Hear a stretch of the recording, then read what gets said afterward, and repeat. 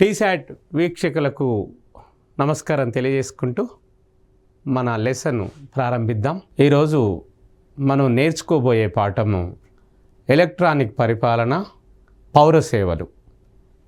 ఆ అంశం మీద మనము పూర్తి అవగాహన కొరకు ప్రయత్నం చేద్దాం. అంటే మరి ఈరోజు మీ సేవ, ఈ సేవ అనేవి వచ్చినాయి. విషయాన్ని మీరు చూస్తున్నారు. మీ సేవ తర్వాత ఈ సేవ. మీ సేవ ప్రభుత్వం ఆధ్వర్యంలో నడుస్తుంటుంది. మీ సేవ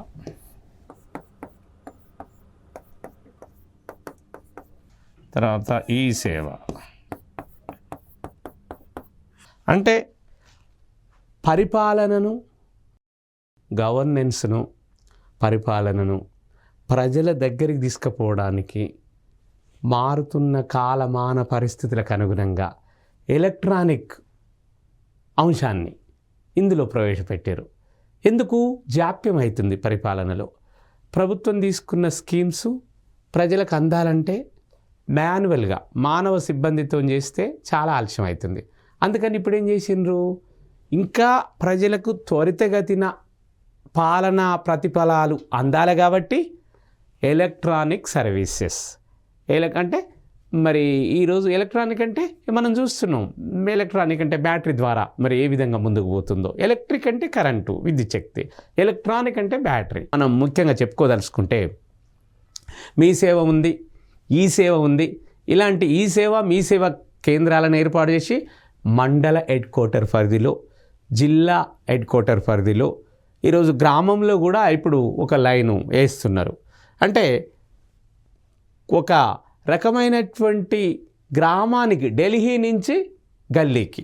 నుంచి గల్లీకి ప్రభుత్వాలు చేసే పథకాలు, ఆ పథకాల వివరాలు చాలా వేగవంతంగా ప్రజలకు చేరుకోవాలనే ఒక ఉద్దేశంతో ఈ సేవ, మీ సేవ అనే పథకాలను తీసుకొచ్చారు. దాంట్లో మరి ఈ ఎలక్ట్రానిక్ పరిపాలనలో సివిల్ సర్వీసెస్, సివిల్ అంటే పౌరుడు, సివిక్. మరి ఈ పౌరునికి ఎలాంటి సర్వీస్ అందించాలి ప్రభుత్వాలు అనే విషయాన్ని మనం ఈరోజు నేర్చుకునే ప్రయత్నం చేద్దాం. ఇది పబ్లిక్ అడ్మినిస్ట్రేషన్లో భాగంగా మనం ఇప్పుడు నేర్చుకోబోతున్న విషయాన్ని మనం చూస్తున్నాం. ఇంట్రొడక్షన్లో మనం ఏం నేర్చుకోవాలి? ప్రస్తుత మానవాళి జీవన సరళిని సమాచార సాంకేతిక పరిపూర్ణంగా మార్చివేసింది. సమాచార సాంకేతిక రంగం. ఈ సమాచార సాంకేతిక రంగం అంటే ఈ యొక్క information and technology.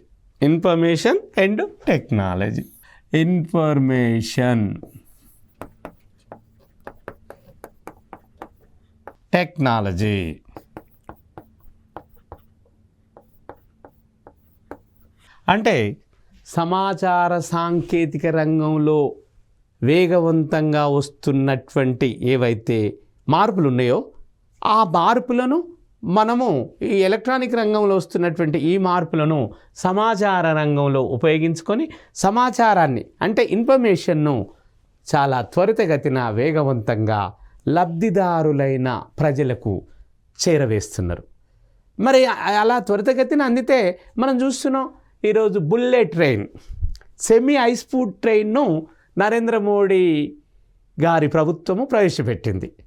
NDA, national democratic alliance, Narendra Modi గారి నాయకత్వంలో పనిచేస్తున్న ఎన్డీఏ గవర్నమెంట్ అంటే నేషనల్ డెమోక్రటిక్ అలయన్స్, జాతీయ ప్రజాస్వామ్య కూటమి.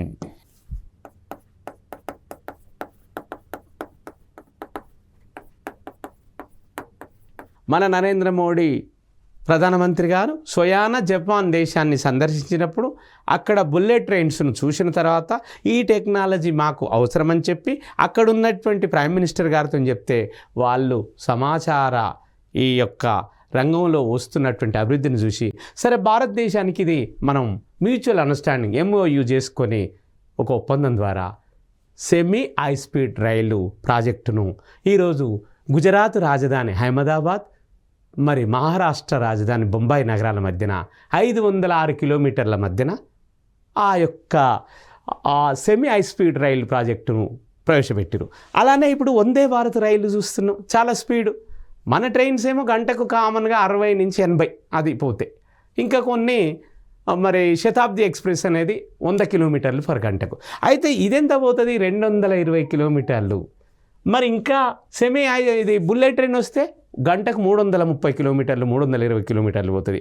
అంటే సమయాన్ని ప్రాపర్గా ఉపయోగించుకోవడానికి, ప్రజలకు మరి సేవలు త్వరితగతిని అందించడానికి అటు నరేంద్ర మోడీ గారి నాయకత్వంలో పనిచేస్తున్న భారత ప్రభుత్వం కానీ, ఇటు ఇక్కడ తెలంగాణ విషయంలో తీసుకున్నట్లయితే రేవంత్ రెడ్డి గారి నాయకత్వంలో పనిచేస్తున్న తెలంగాణ ప్రభుత్వం కానీ, ఇట్లా మరి తొందరగా ఒక్కొక్క మండల హెడ్క్వార్టర్లో, తాలూకాలలో, జిల్లాలలో, మరి సెక్రటేరియట్లో, సచివాలయంలో మరి స్పీడ్గా పథకాలను ఫ్రేమ్ చేసి ఆ పథకాలను మరి ప్రజలకు అందించాలనే ఒక సదుద్దేశంతో ఈ మానవాళి జీవన సరళిని సమాచార సాంకేతిక రంగం అనేది పూర్తిగా మార్చేసింది. ఈరోజు ఈ పరిపాలన విధానంలో పరిపాలన వ్యవస్థ ప్రక్రియలపై సమాచారం చాలా సాంకేతికతో తన ప్రభావాన్ని చూపిస్తున్న విషయాన్ని మనం ఈరోజు బయట కూడా ఇంప్లిమెంట్లా చూస్తున్నాం అందరం.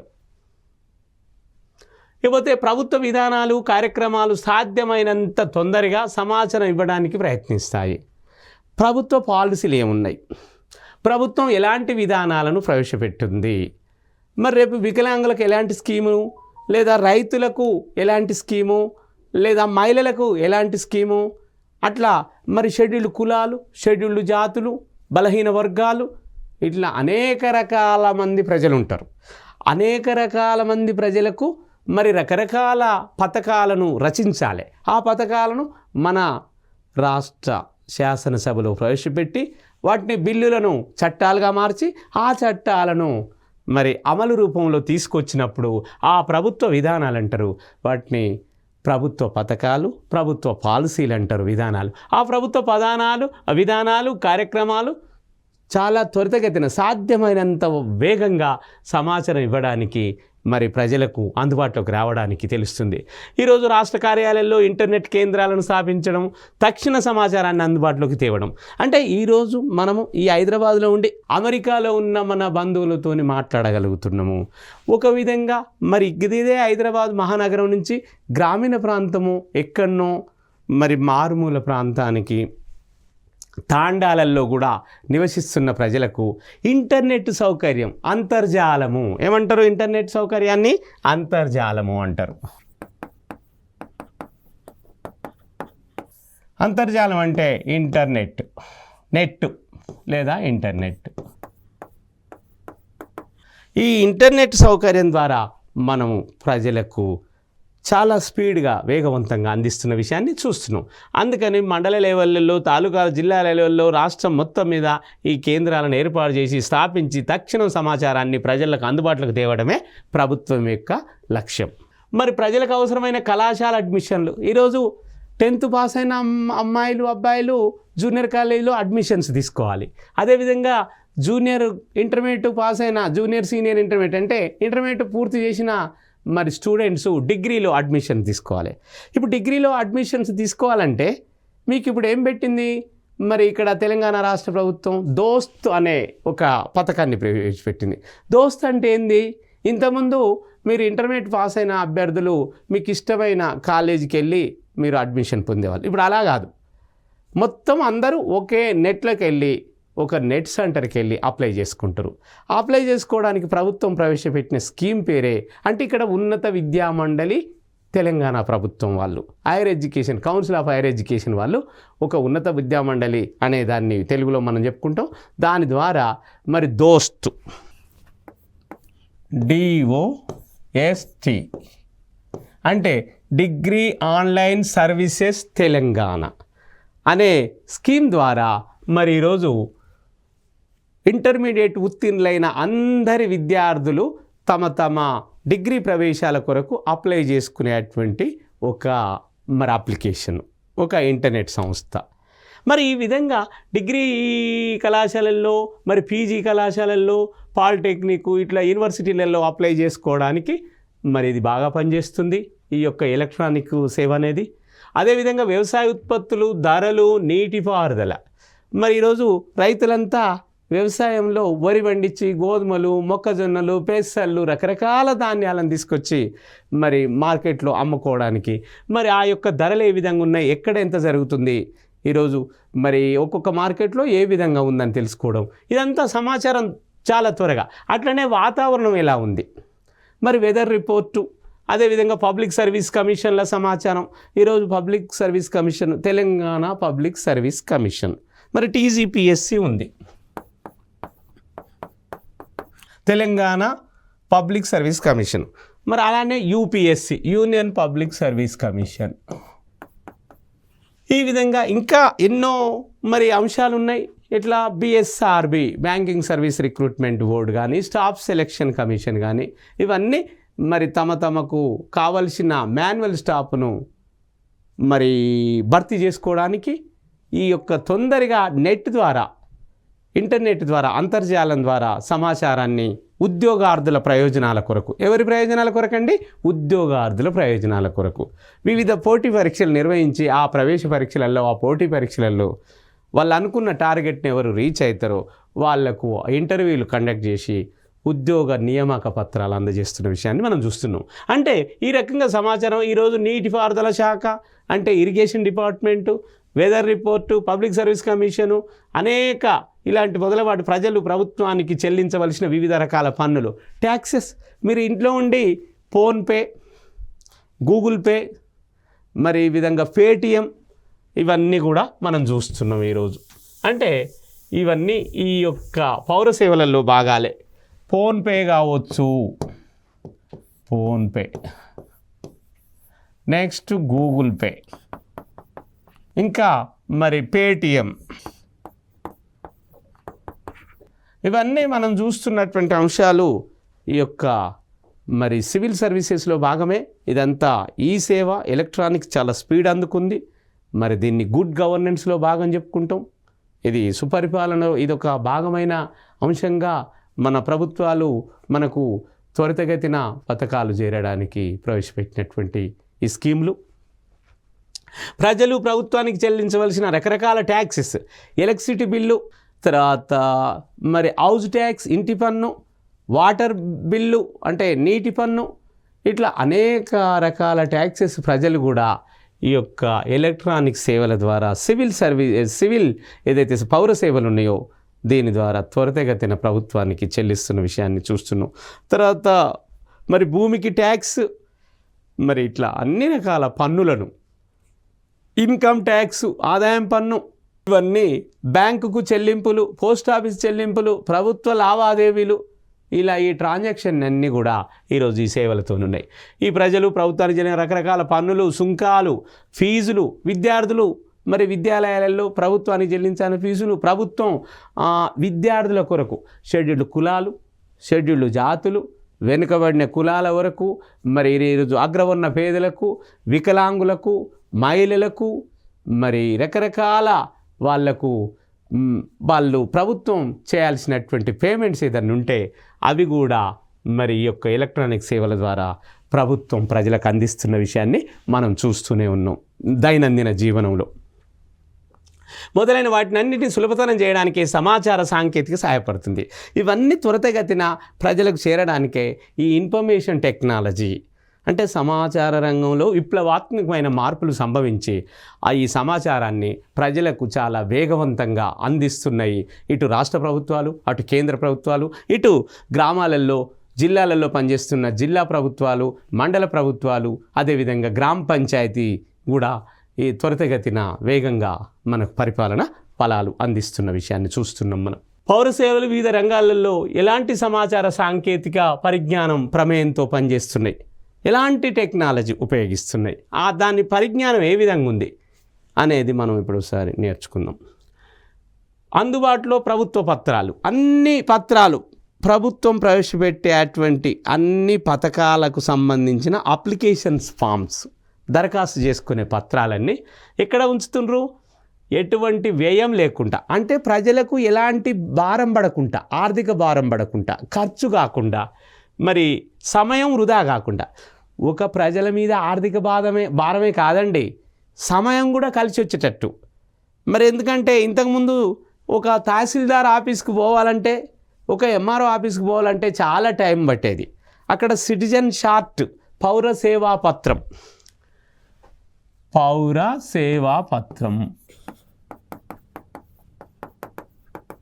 అంటే సిటిజన్ షార్ట్ మరి ఇది ప్రవేశపెట్టి మండల స్థాయిలో, జిల్లా స్థాయిలలో ప్రజలకున్న గ్రీవియన్సెస్, ప్రజలకు కావాల్సిన అంశాల మీద మరి ఎటువంటి వ్యయం లేకుండా, అంటే ఎలాంటి ఆర్థిక భారం ఖర్చు లేకుండా, ప్రజలకు సమయం కూడా వృధా కాకుండా, టైం వేస్ట్ లేకుండా మరి ఇలాంటివన్నీ ఇంటర్నెట్ ద్వారా, దేని ద్వారా? ఇంటర్నెట్ ద్వారా ప్రజలకు కావలసిన సమాచారాన్ని, ఇన్ఫర్మేషన్ను సులభంగా పొందగలుగుతున్నారు. అంటే ఈ యొక్క సమాచార రంగంలో ప్రవేశించిన సాంకేతిక విప్లవాల మూలంగా, అంటే టెక్నాలజీలో వచ్చినటువంటి ఒక నూతన మార్పుల ద్వారానే ప్రజలు త్వరితగతిన ప్రభుత్వం పథకాల గురించి లేదా ప్రజల ఇబ్బందుల గురించి ప్రభుత్వానికి మరి సమాచారం మీడియా ద్వారా, ఇంటర్నెట్ ద్వారా మనం పొందుతున్న విషయాన్ని మనం చూస్తూనే ఉన్నాం ప్రతిరోజు. అధికారిక ప్రకటనలు, సమాచార ప్రసార సాంకేతిక పరిజ్ఞానం ద్వారా ప్రజలు తమకు కావాల్సిన భూమి పట్టాలు, మరి పట్టాదారు పాస్ పుస్తకాలు, రిజిస్ట్రేషన్ పత్రాలు, భూమి కోసం కొనుగోలు, అమ్మకపు పత్రాలు, జనన మరణ ధృవీకరణ పత్రాలు, అంటే బర్త్ సర్టిఫికేట్సు, అదేవిధంగా డెత్ సర్టిఫికెట్లు. ఈరోజు బర్త్ సర్టిఫికేట్,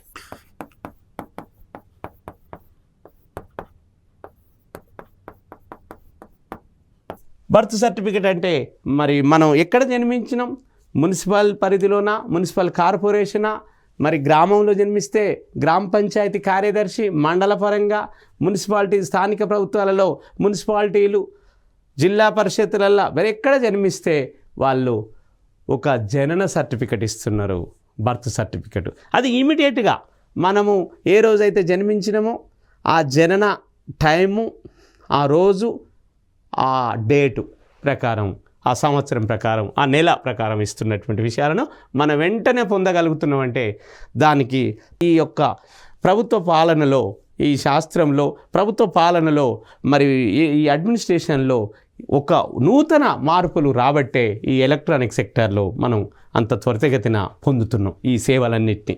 ఆన్లైన్ చెల్లింపులు, ఇప్పుడు పేమెంట్స్ అన్నీ, ఇంతకుముందు మనం ఏదన్నా బ్యాంకుకి వెళ్ళి డబ్బులు పే చేయాలన్నా, బ్యాంకు నుంచి డబ్బులు తీసుకోవాలన్నా, లేదా ఇతర ప్రైవేట్ వ్యక్తులకు డబ్బులు పంచాలన్నా ద్రవ్య రూపంలో, లేదా ఇతర వ్యక్తుల దగ్గర నుంచి మనం లోన్ తీసుకోవాలన్నా, ప్రభుత్వం దగ్గర నుంచి లోన్ తీసుకోవాలన్నా మనం వెళ్ళి వ్యక్తిగతంగా ఆ బ్యాంకుకి కానీ, పోస్ట్ ఆఫీసులకు కానీ, ఇతర సంస్థల దగ్గరికి కానీ వెళ్ళి మన టైంను మనము కొంత ఖర్చు చేసుకుంటే కానీ అయ్యేది. ఇప్పుడు అట్లా కాదు, మొత్తం ఆన్లైన్ చెల్లింపులు, అంటే నెట్ ద్వారానే పేమెంట్స్ అవుతున్నాయి. మనం ఇంతకుముందే చెప్పుకున్నాం, ఎట్లా అంటే ఫోన్పే, గూగుల్ పే. ఈరోజు ఫోన్పే, అదేవిధంగా గూగుల్ పే, తర్వాత పేటిఎం, మరి ఈ అన్నీ దీని ద్వారా మనం చూస్తున్నాం. మరి ఈ విధంగా చేస్తున్నటువంటి అంశాలలో ఇంటర్నెట్ చాలా ఉపయోగపడుతుంది, అందరికీ అందుబాటులో ఉంచింది ప్రభుత్వం. విద్యుత్తు, టెలిఫోను, నీటి పన్ను వంటి వాటిని కూడా ప్రజలు ఆన్లైన్లో చెల్లిస్తారు. ఈరోజు ఎలక్ట్రిసిటీ బిల్లు, టెలిఫోన్ బిల్లు, మరి వాటర్ ట్యాక్స్, తర్వాత ఇంటి పన్ను, అనేక రకాల ట్యాక్సెస్ను కూడా మనం ఇంటర్నెట్ ద్వారా ప్రభుత్వానికి చెల్లిస్తున్నాం. ప్రభుత్వం కూడా అనేక సేవలను ఇదే ఇంటర్నెట్ ద్వారా ఈ పౌరులకు అందిస్తున్న విషయాన్ని మనం మర్చిపోకూడదు. ఫిర్యాదులు, ప్రజా సమస్యలు, సలహాలు, మరి ఈ సేవలు పొందుతుంటే ఏమన్నా ఇబ్బందులు ఎదురైనాయా? ఇబ్బందులు ఎదురైతే మళ్ళా ప్రభుత్వానికి మనము కంప్లైంట్ రూపంలో ఏమనాలండి? కంప్లైంట్. ఆ కంప్లైంట్ అనేదాన్ని మనం ఫిర్యాదు అంటున్నాం. అదేవిధంగా పబ్లిక్ ఇష్యూస్, సమస్యలు, అదేవిధంగా సలహాలు, ఎలాంటి ఏమన్నా సలహాలు ఇద్దామా ప్రభుత్వానికి, మీరు ఇలా పెట్టిరు, ఈ విధంగా అయితే కొంచెం ఇంకా ముందుకు పోయే అవకాశాలు ఉంటాయి సార్ అనే అంశం. అంటే ప్రభుత్వానికి సలహాలు ఇవ్వడానికి కానీ, ఈ చేస్తున్న పథకాల అమలులో ప్రజలకు ఎదురైన ఇబ్బందుల మీద కంప్లైంట్స్ ఫిర్యాదు చేయడానికి కానీ, మరి కంప్లైంట్స్ కూడా ఉంటాయి కాబట్టి మరి మనం అలాంటి అంశంలో ఈ కంప్లైంట్స్ మరి ఇట్లాంటి ఏమన్నా ఫిర్యాదులున్నా, కంప్లైంట్స్ అయినా, మళ్ళీ లేకపోతే వాటికి పరిష్కారం పొందడం కానీ, మనం ఇచ్చినటువంటి ఫిర్యాదులకు ఎలా మళ్ళీ దాన్ని మనం సెటిల్మెంట్ చేసుకోవాలి, అంటే అవి ఏ విధంగా సెటిల్ చేసుకోవాలి, పరిష్కరించుకోవాలి, ఇలాంటివన్నీ ఆన్లైన్లో పొందుతూనే ఈరోజు ప్రభుత్వానికి సంబంధించిన అనేక విధానాలు, ప్రభుత్వం ప్రవేశపెట్టే అనేక పథకాలు, అనేక పాలసీసు, పథకాలకు సంబంధించినవి, ప్రభుత్వ విధానాలకు సంబంధించినవి, ప్రతిస్పందనలు, ప్రజల నుంచి ఏ విధమైనటువంటి రెస్పాన్స్ వస్తుంది, ఫీడ్బ్యాక్ అంటాం. ఏమంటాం దాన్ని? ఫీడ్బ్యాక్.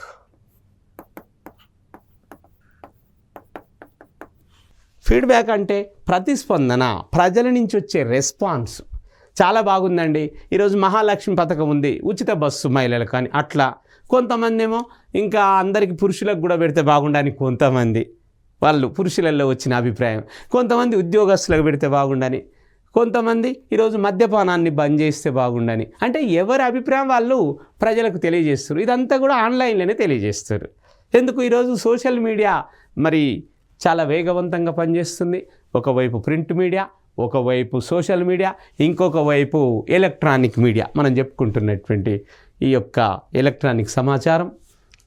ఇవన్నీ మనం ఈ సమాచార రంగంలో వచ్చినటువంటి విప్లవాల వల్లనే మనం పొందగలుగుతున్నాం. పౌర సేవల కల్పన, సమాచారం, ప్రసార సాంకేతికత పాత్ర అంటే ఏ విధంగా ప్రసారం ఈ టెక్నాలజీ కమ్యూనికేషన్ సెక్టార్లో సమాచారం ఇవ్వడంలో ఉపయోగపడుతుంది అనేది ఇప్పుడు మన ముందున్నటువంటి ప్రశ్న. ఆన్లైన్ ఫిర్యాదులు, సమస్యల నమోదు. ఏ ఫిర్యాదు వచ్చినా, ఏ కంప్లైంట్ వచ్చినా ఆన్లైన్లోనే చేస్తున్నారు. ఎలాంటి సమస్య వచ్చినా దాన్ని నమోదు చేయడం, రిజిస్ట్రేషన్. ఆ రిజిస్ట్రేషన్ కూడా మరి ఎట్లా జరుగుతుంది రిజిస్ట్రేషన్ అంటే? ఇవన్నీ కూడా ఆన్లైన్లోనే జరుగుతున్నాయి. సమాచార రంగంలో వచ్చిన ఈ సాంకేతికత టెక్నాలజీతో ప్రజలు తమ సమస్యలను, ఫిర్యాదులను ఆన్లైన్లోనే మరి ఎలా చేస్తున్నారు? నమోదు చేసి, రిజిస్ట్రేషన్ చేసి, పరిష్కారాలను కూడా వెంటనే పొందుతున్నారు. సమస్యను అడగడమే తడవుగా ఆ సమస్య పరిష్కారం కూడా ప్రభుత్వం వెంటనే ఆన్లైన్లోనే ప్రజలకు అందజేస్తుంది. అదంతా దేనివల్ల సాధ్యమైంది అంటే ఈ సమాచార రంగంలో పబ్లిక్ అడ్మినిస్ట్రేషన్ ఏదైతే ప్రభుత్వ పాలనలో మరి ఈ యొక్క ఎలక్ట్రానిక్ సేవలు అంటే చాలా స్పీడ్గా ఈ యొక్క ఎలక్ట్రానిక్ అండ్ టెక్నాలజీలో వచ్చిన సాంకేతిక రంగంలో వచ్చిన మార్పుల మూలంగా అది సాధ్యపడ్డది. లేకపోతే అంత సాధ్యపడేది కాదు. ఒకప్పుడు అమెరికాలో మొబైల్ ఉపయోగించినప్పుడు మన ఇండియాలో ఫోన్ లేదు. ఏమైనా ట్రంక్ కాల్ బుక్ చేసే అవకాశం వచ్చేది. ఏమొచ్చేది?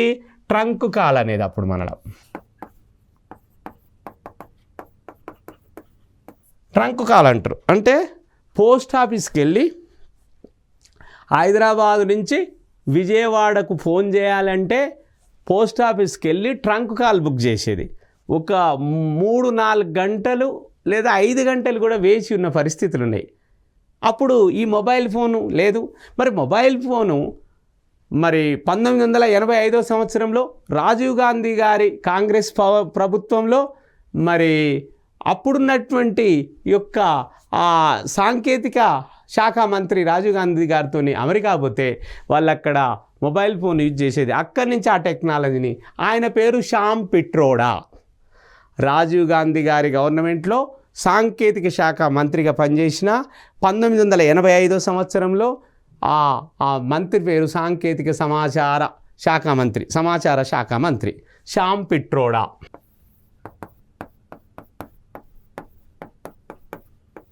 మరి ఈ శ్యామ్ పిట్రోడా అనేట ఆయనే అప్పుడు 1985 సంవత్సరంలో రాజీవ్ గాంధీ గవర్నమెంట్లో తీసుకొచ్చినటువంటి మార్పు యూరోప్లో కానీ ఉత్తర అమెరికాలోని యుఎస్ఏలో కానీ వచ్చినటువంటి ఈ యొక్క మొబైల్ ఫోను ఈ యొక్క మరి అప్పుడు టెలిఫోన్ బూతులు ఏర్పాటు చేసి ఓ పచ్చ డబ్బాలల్లో మాట్లాడుతుంటే అలాంటి టెక్నాలజీని ఇక్కడ మనం అమెరికాకు మనము మ్యూచువల్ ఎక్స్చేంజ్ చేసుకోవడం జరిగింది.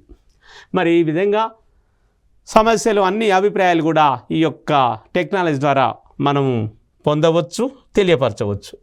వివిధ విభాగాలు, అధికారులు తమకు వచ్చిన సమస్యలను పరిష్కరించుకొని తక్షణ సమస్యలను పరిష్కరించి ఇమీడియట్ యాక్షన్స్ కూడా ఎమ్మటే చేపట్టడంతో పాటు ప్రజలు కూడా తమ ఫిర్యాదులను మరి ఈరోజు ఏ స్థాయిలో ఇస్తున్నారో మనం ఒకవైపు తెలుసుకుంటూనే ఉన్నాం. ప్రజలు వెంటనే కంప్లైంట్స్, ప్రజలు కూడా తమకు ఎదురవుతున్న ఇబ్బందుల మీద, సమస్యల మీద ఫిర్యాదులను, కంప్లైంట్స్ ఏ విధంగా ఇస్తున్నారో మనమంతా ఈ డైలీ లైఫ్లో చూస్తున్నాం. మరి ఇదన్నీ ఈ ఎలక్ట్రానిక్ రంగంలో ప్రభుత్వ పాలనలో వచ్చినటువంటి ఒక నూతన మార్పులు. ఈ మార్పులను ఆహ్వానిస్తూ ప్రజలు సమయాన్ని ఆదా చేసుకుంటారు. అదేవిధంగా ఆర్థిక భారం పడకుండా ప్రజల మీద జరుగుతుంది. ఇదంతా ఎవరు ప్రవేశపెట్టారు? ప్రభుత్వం. అటు యూనియన్ గవర్నమెంట్, ఇటు స్టేట్ గవర్నమెంట్, అటు కేంద్ర ప్రభుత్వం, ఇటు రాష్ట్ర ప్రభుత్వం, మళ్ళీ మనం స్థానిక ప్రభుత్వాలు అంటే లోకల్ గవర్నమెంట్స్, జిల్లా పాలన, మండల పాలన, గ్రామ పంచాయతీ, ఈ విధంగా మున్సిపాలిటీలు, కార్పొరేషన్లు. మరి ఆన్లైన్లో దరఖాస్తుల రిజిస్ట్రేషను, మరి ఆన్లైన్లోనే అప్లికేషన్స్ను రిజిస్ట్రేషన్ చేసుకుంటున్నాం. తమకు కావాల్సిన దరఖాస్తులు పొందుతున్నాం, అప్లికేషన్స్ను రిసీవ్ చేసుకుంటున్నాం, అప్లికేషన్స్ను సబ్మిట్ చేస్తున్నాం. అంటే దరఖాస్తులు పొందడం, దరఖాస్తులను మళ్ళీ ప్రభుత్వానికి సబ్మిట్ చేయడం, ఇవన్నీ కూడా జరుగుతున్నాయి. తిరిగి దాఖలు చేయడం అంటే మన ప్రభుత్వానికి సబ్మిట్ చేయడం, ఎలాంటి అడ్డంకులు లేకుండా, అంటే ప్రజలకు ఎలాంటి ఇబ్బందులు లేకుండా సులభంగా పొందవచ్చు. ప్రజలకు ఇబ్బందులు లేకుండా సులభంగా పొందే విధానం ఈ యొక్క పౌర సేవల ద్వారా ప్రభుత్వ పాలనలో ప్రజలందరూ చాలా ఈజీగా పొందుతున్నటువంటి విషయాన్ని మనం నేర్చుకుంటున్నాం ఈరోజు. మరి ఉదాహరణకు స్వయం ఉపాధి అంటే self employment. For example self employment తీసుకోండి, లేదా పెన్షన్స్. ఎవరైతే ప్రభుత్వ ఉద్యోగులుగా రిటైర్మెంట్ తీసుకున్నారో, మరి ఆ ప్రభుత్వ ఉద్యోగులుగా పదవి విరమణ పొందిన తర్వాత వాళ్ళకి కావాల్సిన పెన్షన్స్, మరి ఈ పెన్షన్స్, విద్యార్థులకు కావాల్సిన స్కాలర్షిప్లు ఎలా? Social welfare department, minority welfare department, తర్వాత ట్రైబల్ వెల్ఫేర్ డిపార్ట్మెంటు, తర్వాత ఇవన్నీ social welfare, tribal welfare, minority welfare, ఈ యొక్క మరి ఇవన్నీ ప్రజల సంక్షేమం కొరకు, విద్యార్థుల సంక్షేమం కొరకు, ఆర్థికంగా వెనుకబడ్డ ప్రజల కొరకు, ఆ విద్యార్థుల కొరకు అనేక రకాల స్కాలర్షిప్లను ప్రభుత్వము డబ్బుల రూపంలో శాంక్షన్ చేసి ఆ పిల్లల చదువులకు, మళ్ళీ ఉన్నత చదువులకు, ఇప్పుడు చదువుతున్న చదువులకు ప్రభుత్వం జారీ చేస్తుంది. ఇవన్నీ కూడా ఆన్లైన్లో మనం పొందుతున్నాం. మరి ఇలాంటి సేవలన్నీ మనం పొందుతున్న విషయాన్ని మనం మరవకూడదు. ఇదంతా ప్రభుత్వమే. ఎవరు చేస్తున్నారు? ప్రభుత్వం చేస్తుంది. ప్రభుత్వ పాలనలో ఇదంతా భాగం. మరి ఆన్లైన్లో పత్రాలు పొందడం తన దైనందిన జీవితంలో, డైలీ లైఫ్లో, నేను అప్పటి నుంచి అదే చెప్తున్నా మీకు, ప్రజలు తమ దైనందిన జీవితంలో అంటే డైలీ లైఫ్లో ప్రభుత్వం నుంచి జనన మరణ పత్రాలు, కుల ధృవీకరణ పత్రాలు, క్యాస్ట్ సర్టిఫికెట్లు, డెత్ సర్టిఫికెటు, తర్వాత బర్త్ సర్టిఫికెటు, ఇట్లా స్థానిక హోదా అంటే local area certificate, local area, birth certificate, death certificate, caste certificate, ఇట్లా విద్యార్థులకు కావాల్సినవి, ప్రజలకు కావాల్సినవి, ఉద్యోగస్తులకు కావాల్సినవి, సర్వీస్ బుక్కులు, ఇట్లా అనేక రకాల వాళ్ళ యొక్క ఏది ఉన్నా ప్రభుత్వం నుంచే పొందుతున్నటువంటి అవసరాన్ని మనం చూస్తున్నాం ఈ పత్రాలు పొందడం. ఇకపోతే ఆసుపత్రులకు వెళ్ళడం, హాస్పిటల్స్కి ముందు పోయి అక్కడ నమోదు చేయడం, జనన మరణ సమాచారాన్ని మనం ఇవ్వడం, వాళ్ళ కాంచి పత్రాలు పొందడం, ఇవన్నీ స్థానిక సంస్థలలో ఆన్లైన్ ద్వారా అంటే లోకల్ ఇన్స్టిట్యూషన్స్, మరి మీ సేవ, ఈ సేవ ప్రభుత్వ సంస్థల ద్వారా మనం పొందుతున్నాం. మరి ఇవన్నీ పొందుతున్న ద్వారా ప్రజలకు కావాల్సిన దృక్పథం వెంటనే ఎటువంటి జాప్యం లేకుండా, ఎలాంటి ఆలస్యం లేకుండా ఒక ప్రభుత్వ శాఖ వ్యక్తిగతంగా కలిసి ఆ అధికారి ప్రవర్తనను మనము బాధపడడం కంటే, లేదా లంచాలు ఇవ్వడం తప్పింది,